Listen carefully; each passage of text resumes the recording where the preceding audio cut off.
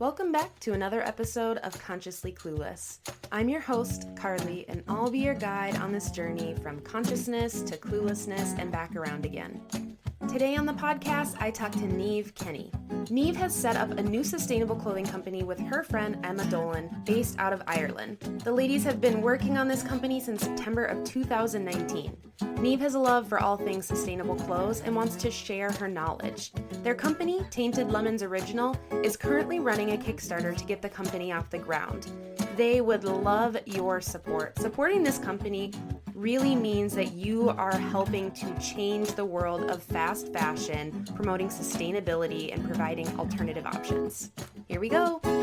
Thank you so much for joining me for this episode and for making it last minute. This is amazing. No problem at all. Thanks for having me. Yeah, absolutely. So I am so intrigued to hear about how you made this company happen, because I was digging into your Kickstarter today and I just love it. So Tainted Lemons, yes, is your clothing company. First of all, where'd the name come from?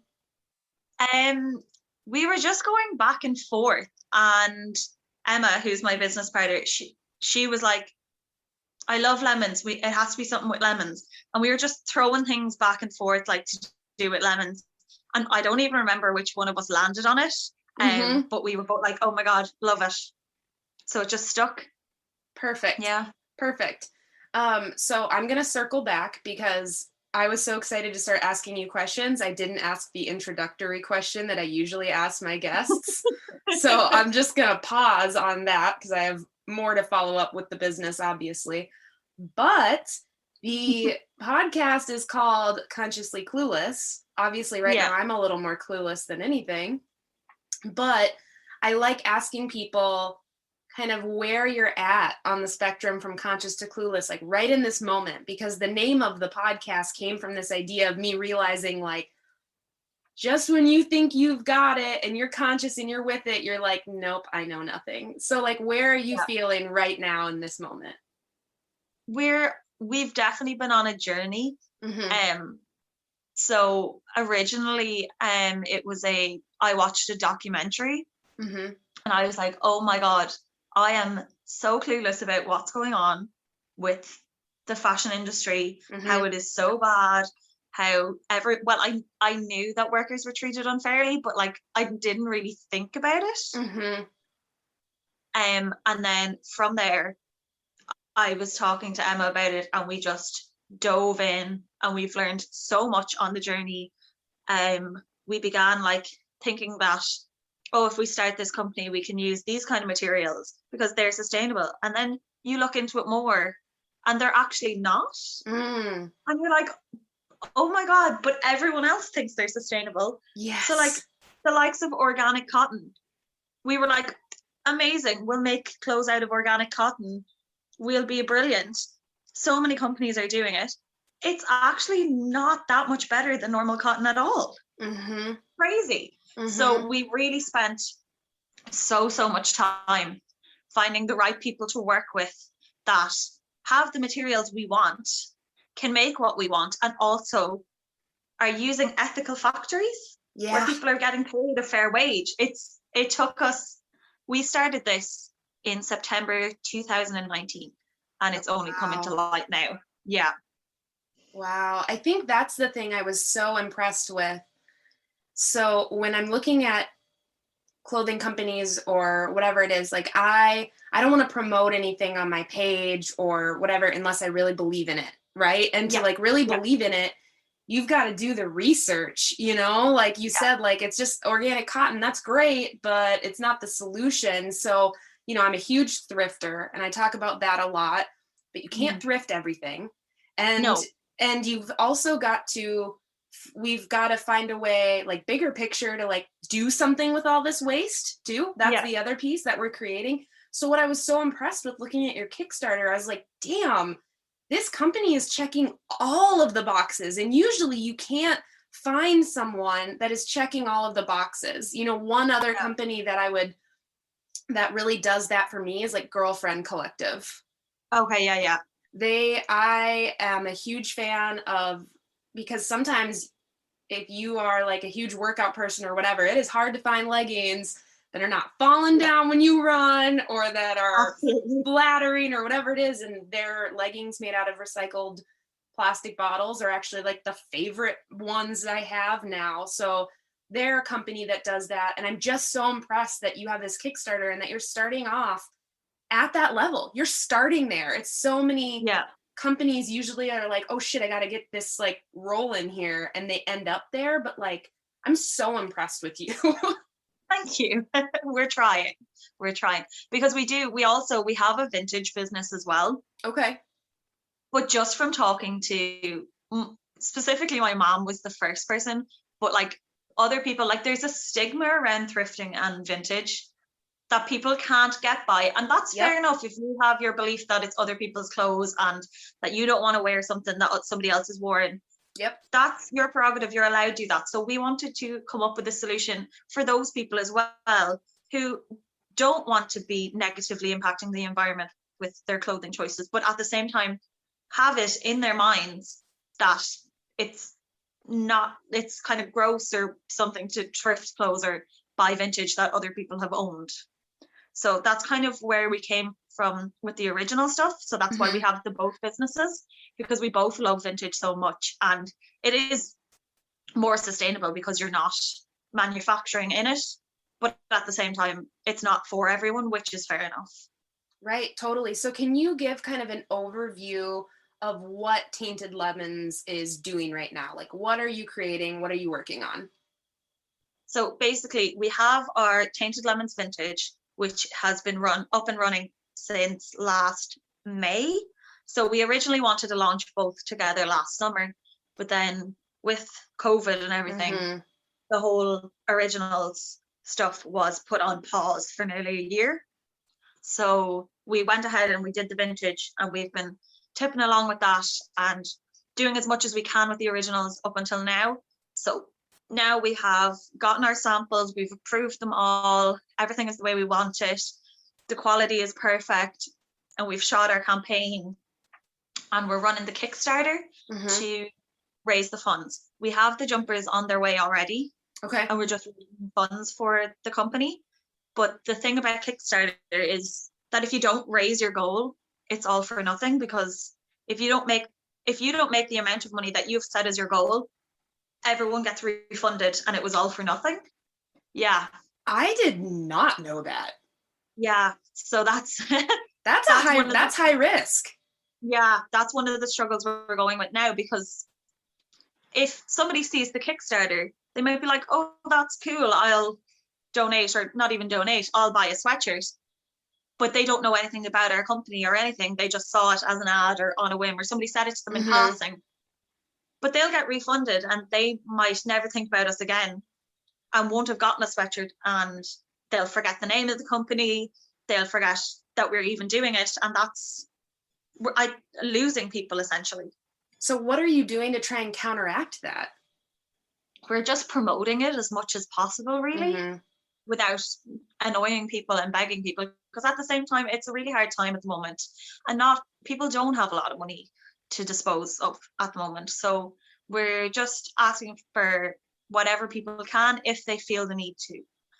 You can donate as little as €1, or at the moment until Friday we're offering rewards of 20% off what the sweatshirts will cost once they're up on the website. Okay.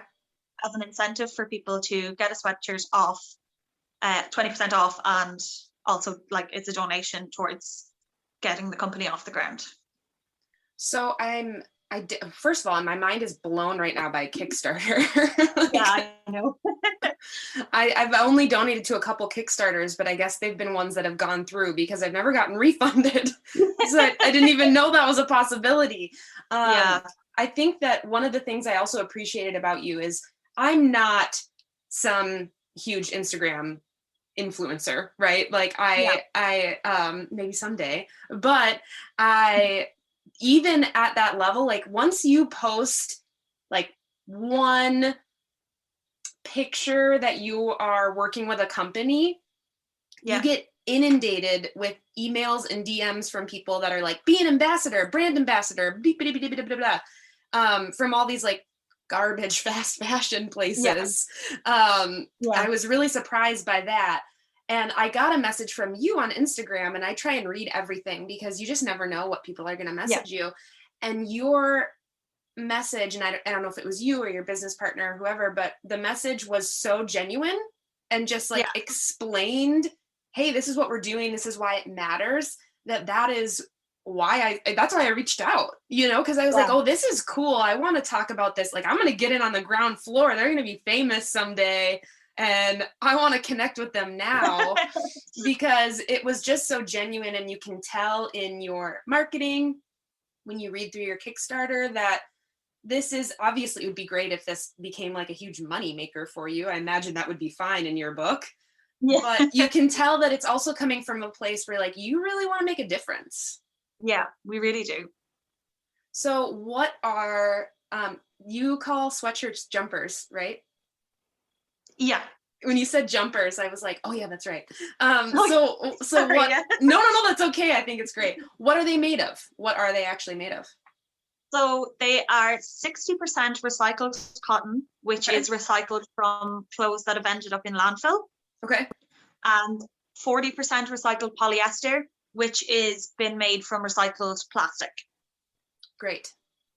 So, and then that's what they're made of. And then once you get your sweatshirt, you've worn it, you're ready to get rid of it, or you've worn it so much it's gotten a hole in it or something or other, we want you to send it back to us for free.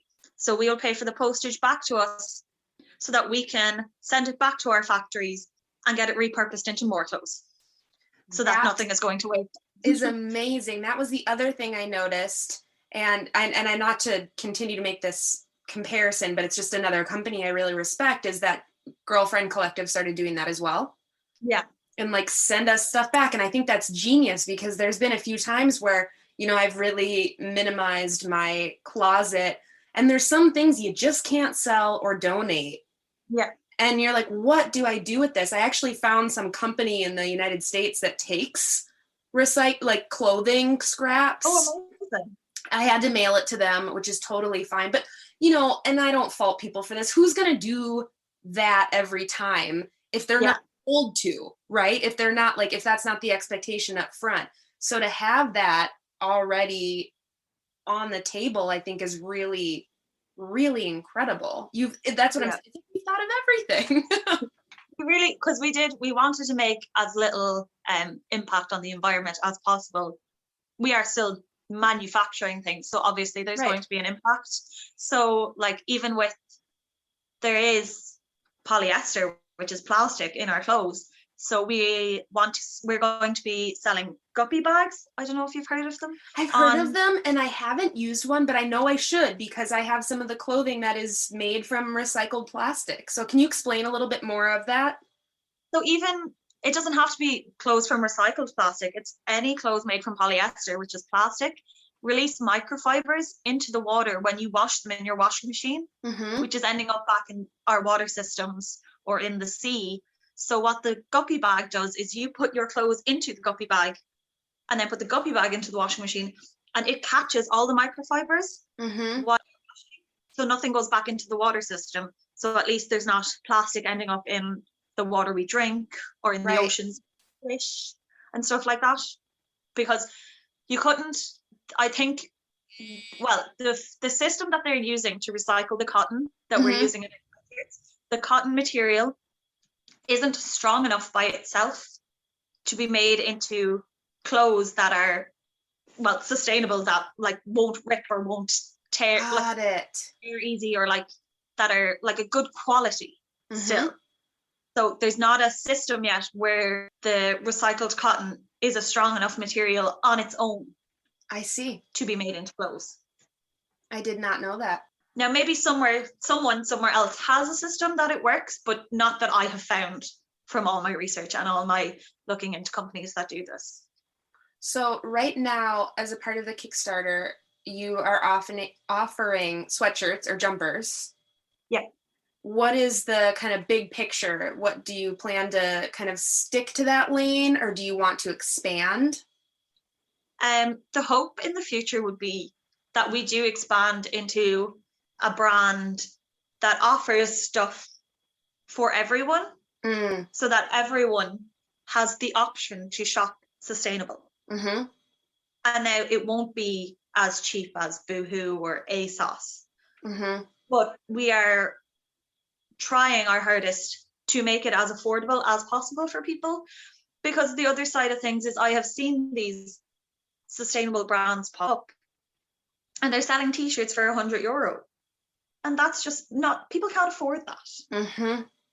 So our goal is to make sustainability affordable for everyone, and hopefully we can do that the manufacturing process, we can make it cheap enough that we can make a profit and sell for not crazy prices, but also everyone is getting paid fairly on the other end of things. Right. So I'm imagining if you started kind of doing this in September of 2019, you said, there has been a lot of change, I would say, at least from what I've noticed in like the public consciousness, or like the conversations happening around fast fashion. I think there's been more and more conversation around that in the last couple of years. So even from when you started that research to where you are today, have you noticed a lot of change, or maybe is that me just dreaming?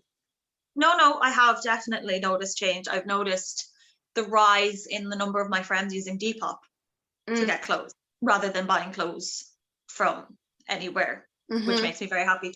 And then the other side of it is when people, they ask me about things, because obviously I've done the research, so I have knowledge about sustainability. I find sometimes that I can come across nearly preachy about it because I know so much, and then I feel like I'm preaching to them, and then I try to rein it back, but they do want to know, but at the same time I think I'm telling too much. But I have noticed people ask more questions. People are using Depop. They want to do better, but sometimes they can't because they see they're not as aware, or they don't care as much, because other people have their other like things they care about more. Like the girl I live with, like she's vegetarian and that's her main thing. Yeah. Whereas my main thing would be the clothes. And we meet in the middle, where I'm not vegetarian, I do eat meat sometimes, but we eat a lot of meals together. So I would eat a lot of vegetarian meals. And that goes hand in hand with, now that we're living together, she has barely bought anything fast fashion. But now and again, she'll be like, I need a pair of jeans. I'm going to get a pair of jeans that I know will fit me. They're from fast fashion. And I'm like, that's fine. Yeah. You know, people are trying to do their best. And I think you can choose like your one thing that you main focus on, because it's hard. You can't change everything. That's a good reminder for me, because I want to change everything every day, all the time. It is hard because you're like, oh my God, this is bad, and this is bad, and then this is bad. But if you change too much, you won't stick to it. That is the thing right there. That part is so important, because if you overhaul your whole life overnight, it's going to feel like complete chaos. And it's really overwhelming, because that is like those practices that we might be choosing more sustainable, whether it's food or clothing or whatever, since that's not the norm, it's going to feel different and weird. Yeah. To do that. So I've talked a lot about this on the podcast with guests, specifically in terms of becoming vegan. Like, you find out all this information about the impact on the planet and your body and everything. And there's this like quote unquote angry vegan phase that is like kind of a joke, but it's actually really real. Because when you first figure out, you're like, everything I know has been a lie. Oh my gosh, what is the world? Did you experience that in terms of fast fashion, where you kind of like dove into that industry and you were just like mad at first? Because that's my knee jerk, is just to be like, this is dumb.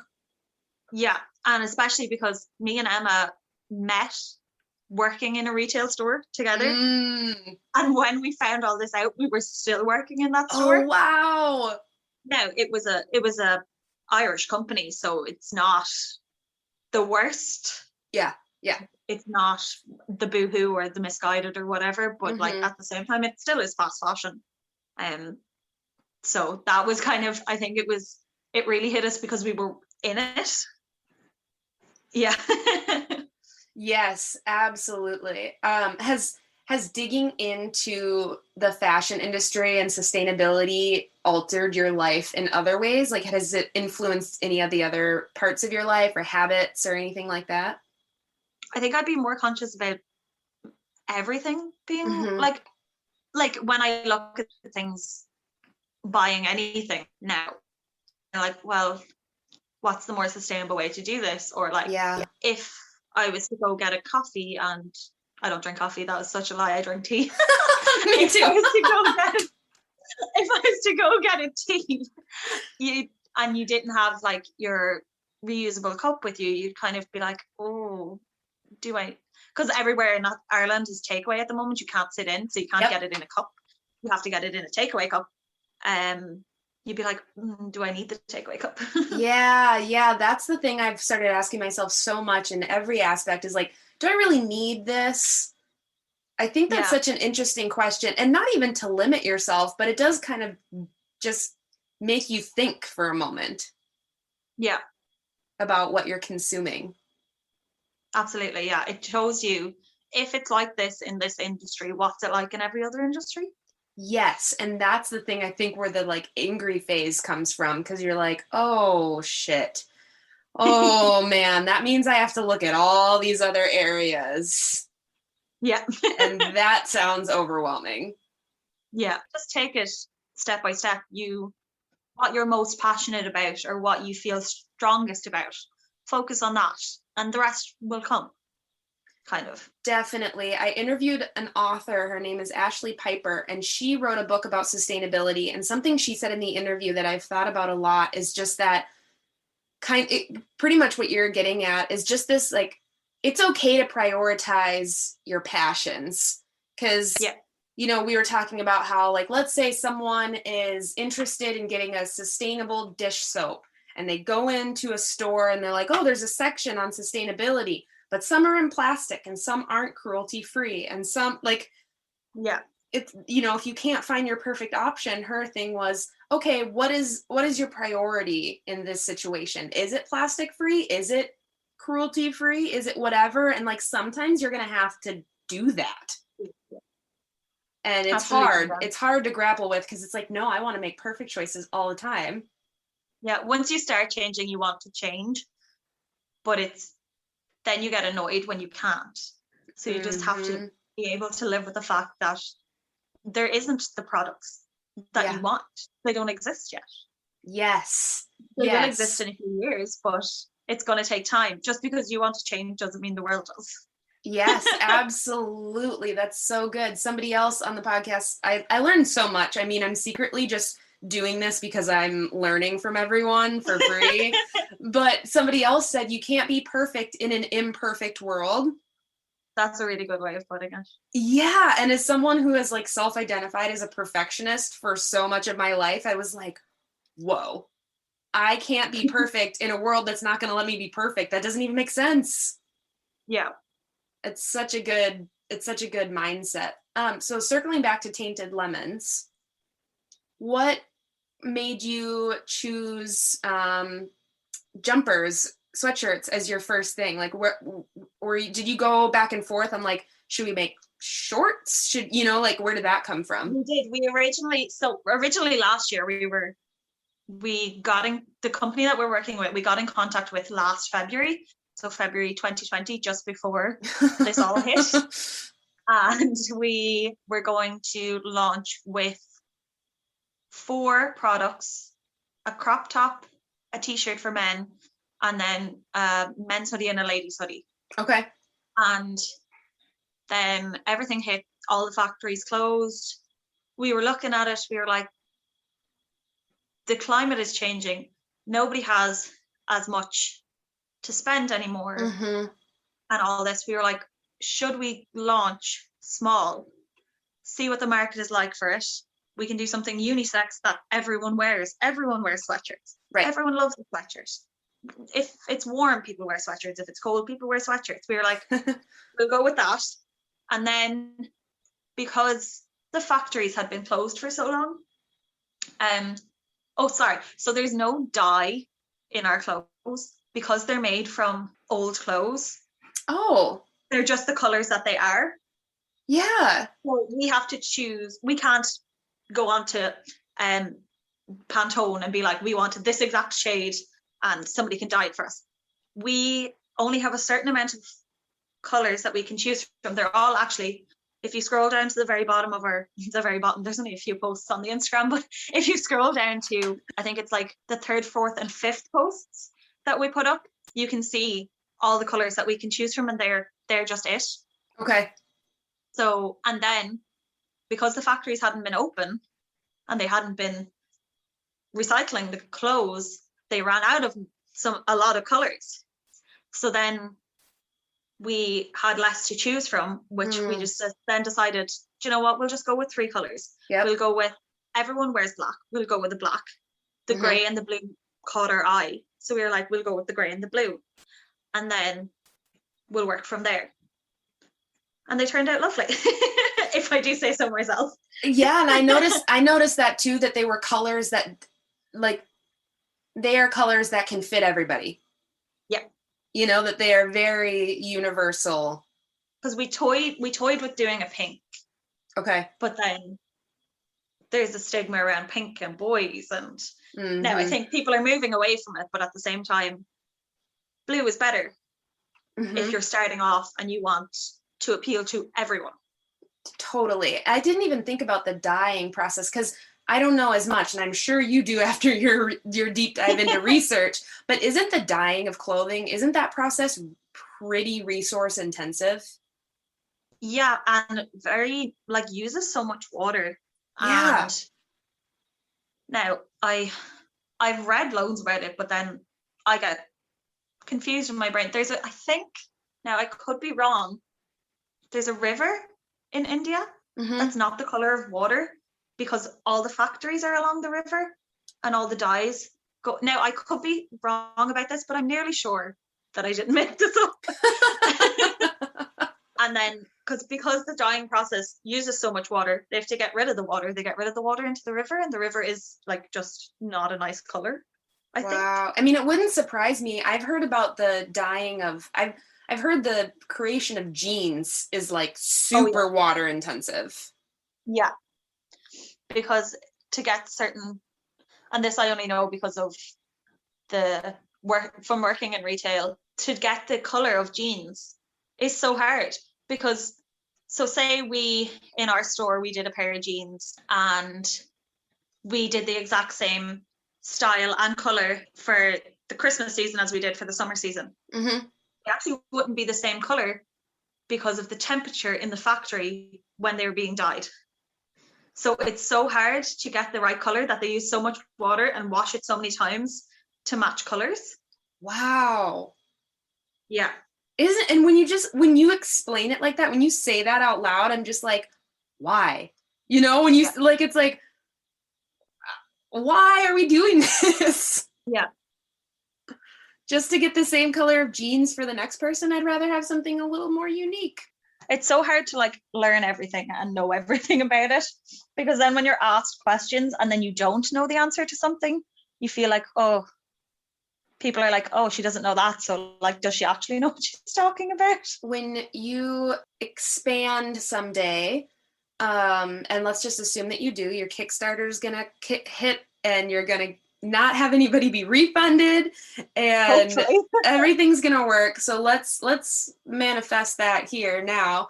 But once that happens, would you go back to that original idea of, like, a men's t-shirt and a crop top, or has that even evolved from when you were talking about it, you know, however many months ago, to, like, what you would want the company to offer?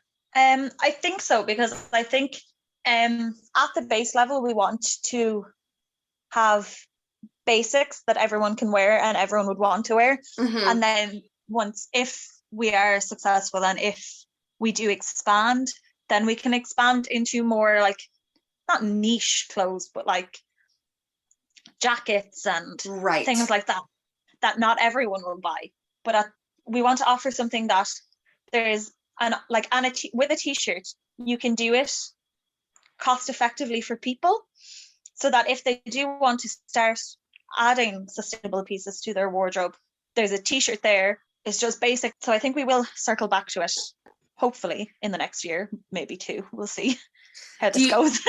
I mean, I know I'm asking a lot of far out questions, but I'm just so curious because I think that even to create this company, you must be somewhat of a dreamer like myself. So I imagine these are probably things you've already thought about, but like, would you imagine someday having a storefront, or are you like online only? I don't think so. And I'm not opposed to it really, but I think online you reach more people. Yes, totally. And I know there's the people like to try on sometimes, especially with newer brands that they haven't heard of. They're like, oh, how does it fit and stuff like that.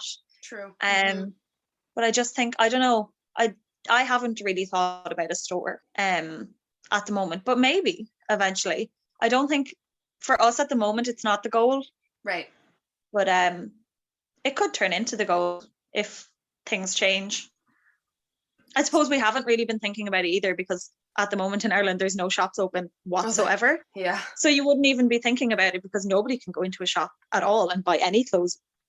It's like, what, shops exist? Wait a sec, I forgot you could go into places. Yeah. Yeah, it's not really on our minds at the moment, but maybe one day it could be. Things could change. When the world changes back, maybe we'll think about it more. Totally. Absolutely. So what, if you had to give like a, quick spiel to people about why they should care about fashion and fast fashion, like what is your kind of like quick speech to someone if they're like, why should I care? I think the starting point would be to think about all the people working in the factories of fast fashion. Like, they are working so hard for so little money, and to make you a dress that you're going to wear once. And the dress probably isn't, the materials that are probably cheap, that you won't only wear the dress once because you only can wear it once. Then the other side of it is, I know with big companies, if you buy something online and you try it on and you hate it and you return it, it doesn't get resold. It gets just put into landfill. And we're going to run out of space to put all these clothes if we can fill. So it's just, it depends on the person, I think. If you care, if you're somebody who cares about the environment and cares about climate change, then you look at the landfill side of it, the water usage that goes into it. There's so many documentaries you can watch on it. What's the one? I was just going to ask for recommendations. Have you seen True Cost? No, but it's been on my list for a long time. Yeah, so that's one that I've shown to people. Okay. And they've been like, oh my God. Because it talks you through the factories, it talks you through the water usage and everything. It just gives you, it's eye-opening, I think. And then there's what is the other one? It's an English one. It's Stacey Dooley Investigates. Okay. Can't remember what the title of the episode is, but if you just search that and search fashion or fast fashion, it should come up. Okay. But I think when you're talking to people about it and they're like, why should I care? Is climate change something that's important to them, or is the way that people are treated something that's important to them? Because there's different angles you have to think about in it, and they're all bad, but some will resonate with people more than others. Yes, that is such a good point. Essentially what I'm hearing you say is like meeting people where they're at. And what I identified with in the beginning when you were chatting about being worried that you were starting to sound too preachy, I was like, yeah, same, because I just get so excited to share stuff, But what's an important piece and a good reminder is like, see where people are at before you verbally like Launch at them. yeah, exactly. Like throw 15 different things at them that they should care about. Because if someone told me out of nowhere, like 40,000 facts about something I had no idea, I'd be like, stop. I'm so overwhelmed. Yeah, I can't take it in. Yeah, exactly. So that's a really good reminder. I remember my question from a while back. I know nothing about the fashion industry or anything of that sort in Ireland. So it was like, are you the first ones to do this in Ireland? Yes and no. So over the last year, I've actually seen a lot of brands pop up that are sustainable brands, but they're, I don't want to say they're not, but they're using like organic cotton, which from my research, in my view, isn't actually sustainable. I would agree with you there. I would say I personally haven't seen any companies in Ireland using 100% recycled materials. And the problem with mixing materials, which we have spoken with the factories about, because from what we learned, you can't repurpose clothes that are a blend of materials into new materials. Because if you're recycling cotton, you need the t-shirt or the whatever you're recycling to be 100% cotton so that you have cotton at the end. Got it. But the fact that we want to repurpose the sweatshirts that people send back to us into new clothes, we were like, well, can we do that? Because it's a blend of recycled cotton and recycled polyester. And because it's going to be repurposed into something that's going to be made from recycled cotton and recycled polyester, because that is the blend that they use in the factory that we're working with, it's fine. Because it's the exact blend that they are going to use in the new clothes. Got it. Whereas if you had something that was 65% polyester, 35% cotton, there's too much polyester in that for them to use, or it's not the same blend, so it won't thread well with their machines, or I don't really know the ins and outs of that now. So, but we have clarified that we can repurpose our clothes even though they are a blend. We've been told that we can, but that clothes that are a blend can't, especially clothes that are a blend of recycled cotton and normal polyester. Right. And organic cotton and polyester, which is a big one that I've seen.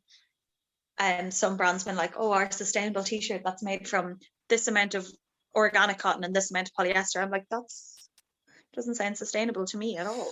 Well, yeah, and what you're starting to get into is that the idea of greenwashing. Yeah.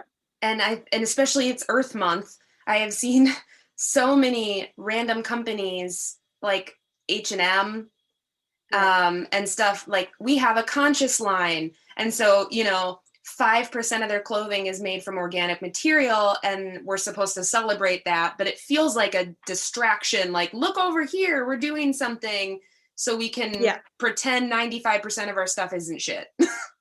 Yeah. And then at the same time, if they're making their conscious collection, what's the factory like that they're making it in? Right. Because can you call yourself a sustainable brand if the workers aren't treated fairly, even if you are using materials that are sustainable? Right.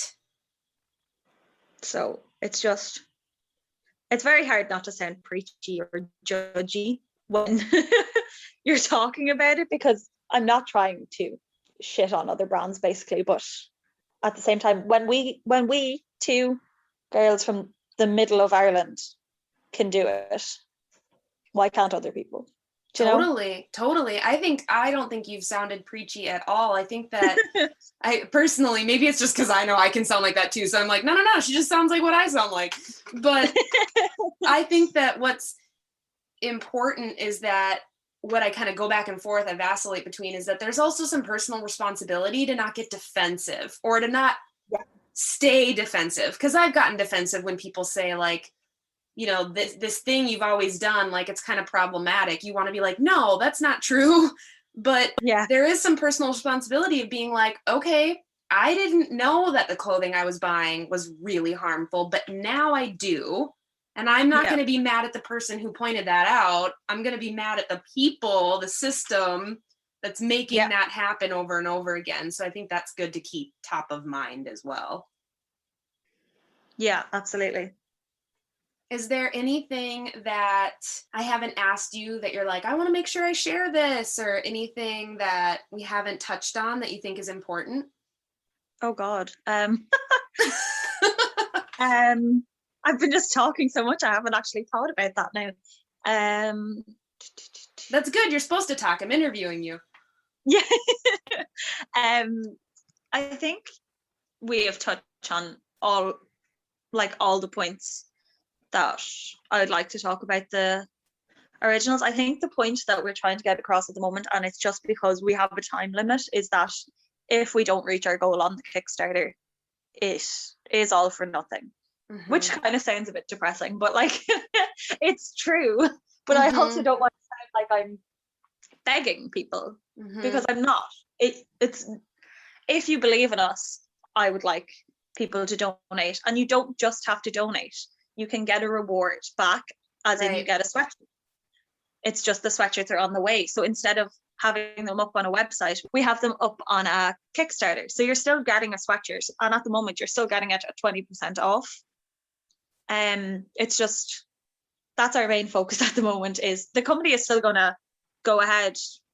If we don't reach this goal, it'll just be a bit more of a struggle for us and stuff, but that's fine. We've thought about it. We're willing to work. What's the timeline?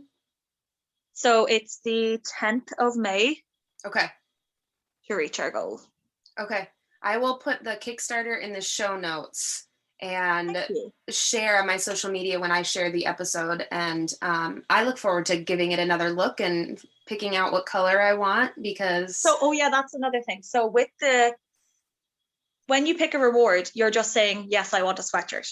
Okay. And then once the Kickstarter is over, you get an email to pick your size and your color. Got it.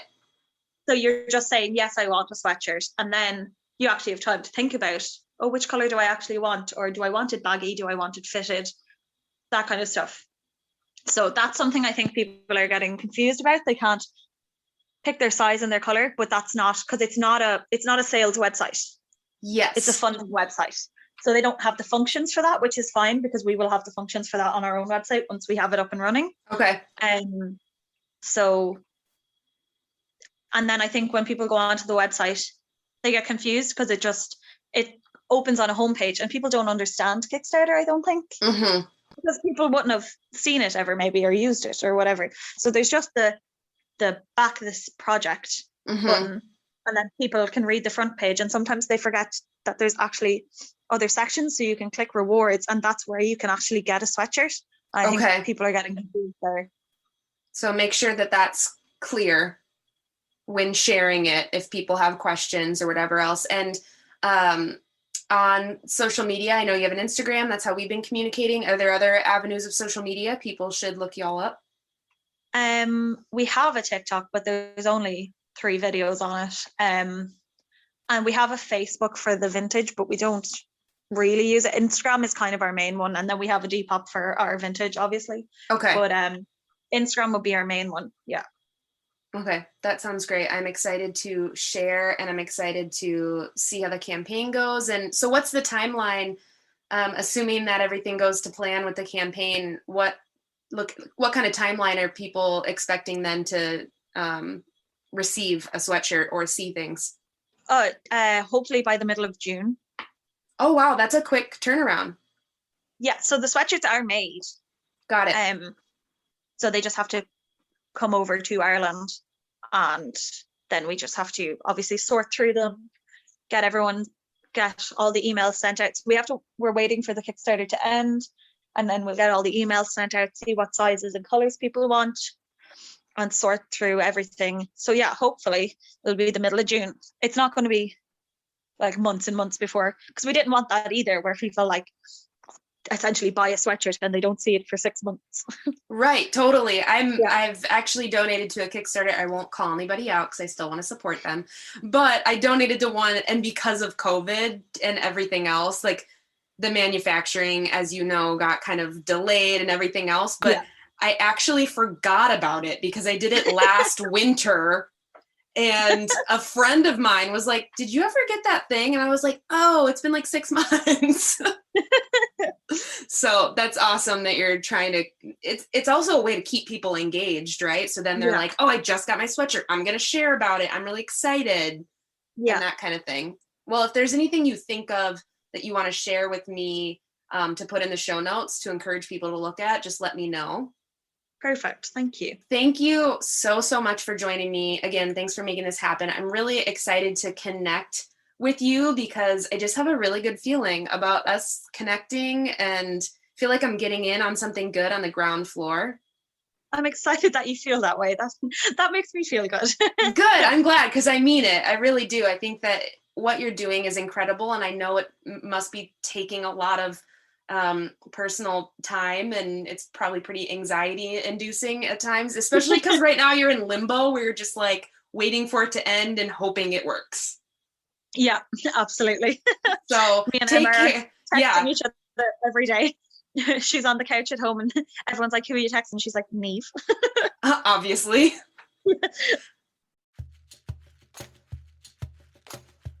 Thanks for listening to another episode of Consciously Clueless. I hope you enjoyed that episode and learned some more about fast fashion with Niamh, and give their Kickstarter a look. It's pretty amazing. If you're enjoying this podcast, hit subscribe wherever you're listening. If you want to help me get this into the ears of more listeners, send it to a friend, text it to a family member, share on social media. Whatever you can do really helps me out. If you haven't yet, go to patreon.com/consciouslycarly and check out all the amazing things that I'm doing over there, and check out the new self-love reset course on my website, consciouslycarly.com. Until next time.